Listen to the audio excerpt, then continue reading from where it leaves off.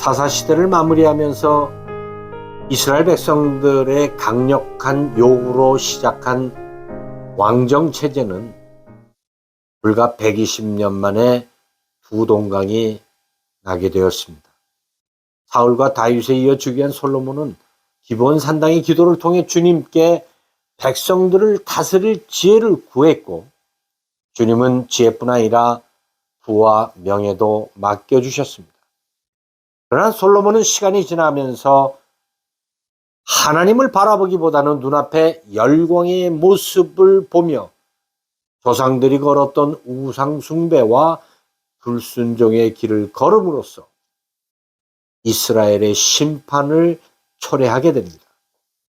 그의 말년 깊은 반성과 후회로 썼던 전도서 1장은 해 아래서 자신이 행한 모든 것들이 마치 바람을 잡는 것과 같았다라는 고백을 하게 됩니다. 성전이 완공된 후에 하나님은 솔로몬에게 두 번째 나타나셔서 불순종과 우상 숭배로 인한 심판에 대해서 이렇게 말씀하십니다.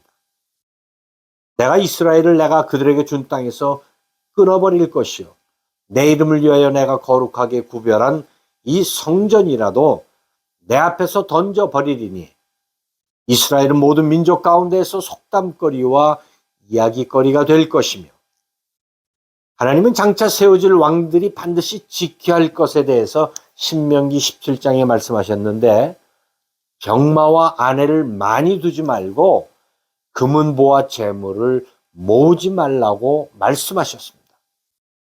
대신에 하나님의 말씀을 가까이 하고 늘 묵상할 것을 명하셨습니다. 솔로몬은 그의 지혜와 그의 명성이 주의 소문이 나자 금은 보화를 들고 이방 나라의 사절단의 그 발걸음이 솔로몬 궁에 끊이지 않았습니다.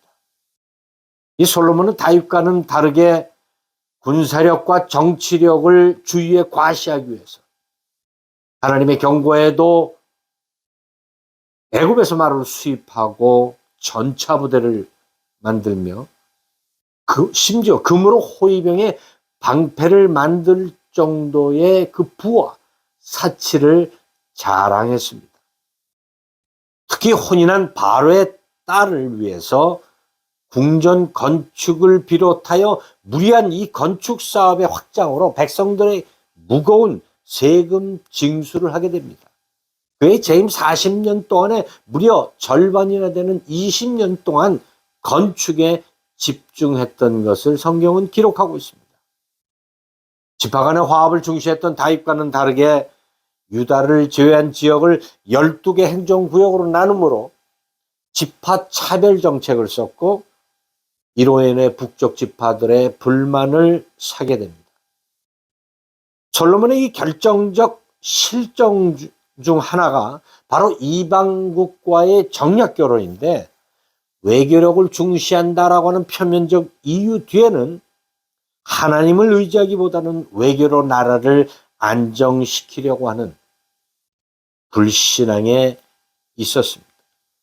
애굽이나 모압, 에돔, 그리고 암몬과 같은 강대국과의 정략 결혼은 후궁이 700, 그리고 첩이 300명이 될 정도의 수많은 이방 여인들이 궁 안에 넘쳐났고, 더 큰 문제는 이들이 섬기는 우상들의 신전은 이스라엘 전역에 판을 치게 된 것입니다.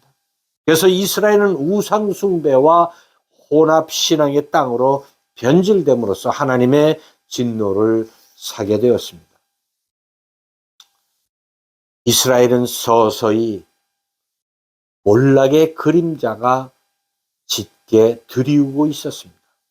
그 아버지의 그 아들이라고 솔로몬 사후에 암몬 여인으로부터 낳은 그 르호보암이 4대 왕으로 대관식 참여를 위해서 세겜 땅에 갔을 때 각 지파의 장로들이 그에게 나와서 백성들의 감세를 요청합니다.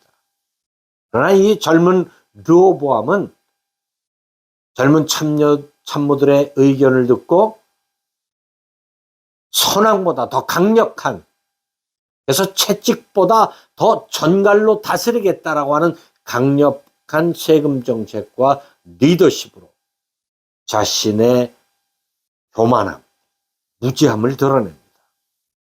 결국 이로 인해서 공사감독관 출신 에브라임 지파의 여로보암이 중심이 되어 유다와 베냐민 지파를 제외한 10지파가 연합되어서 남유다와 갈라지는, 그래서 북이스라엘, 사마리아가 성립이 되게 됩니다.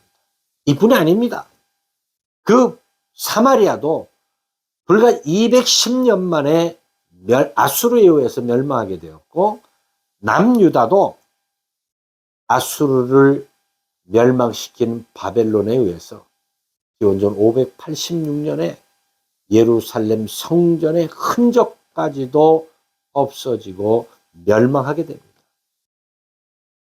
모세를 통해, 그리고 수많은 선지자와 예언자들을 통해서 경고한 우상숭배와 이 불순종의 죄에 대한 그 경고와 그 심판의 메시지를 외면한 솔로몬의 실정을 보게 됩니다. 우리도 여전히 솔로몬의 실패를 거듭하며 살아가고 있습니다. 솔로몬 성전이 지어지기 전 그 기본 산당에 엎드렸던, 그래서 분별의 지혜를 구했던 그 솔로몬의 기도를 회복해야 할 것을 사도 베드로는 이렇게 외칩니다. 그러므로 형제들아 더욱 힘써 너희 부르심과 택하심을 굳게 하라.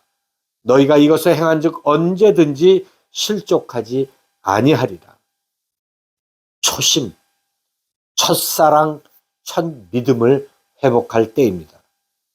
주님은 가나안의 풍요를 쫓지 말고 하늘을 바라보고 장차 다시 오실 주님을 바라보며 이 땅에서 복의 통로로 살아가기를 원하십니다. 기독교의 생명은 살 때가 아니라 바로 죽을 때 드러납니다. 죄의 유혹에 수없이 넘어지는 우리를 위해서 묵묵히 십자가를 지신 그 주님을 따라가야 할 때입니다. 이번 주간부터 고난주간이 시작됩니다. 우리의 죄와 그리고 실패를 회개하며 주님의 부르심을, 그리고 주님의 택하심을 다시 한번 새롭게 하는 복된 주간 되시기를 예수님의 이름으로 축원합니다. 거룩하신 아버지 하나님, 은혜를 감사합니다. 우린 늘 넘어질 수밖에 없는 연약한 죄인들입니다. 성령님, 날마다 우리를 깨워주시고 말씀하여 주시고 주의 부르심, 택하심을 회복하는 성도들 되게 하여 주옵소서. 예수님의 이름으로 기도하옵나이다.